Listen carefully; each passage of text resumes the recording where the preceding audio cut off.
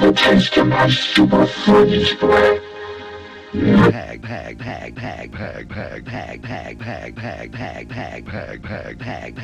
It's bad enough that Sega Genesis has the most 16-bit games, but this new Sonic the Hedgehog, oh, he really duffed my doilies. They say he's incredibly fast. Well, what's the hurry, mister?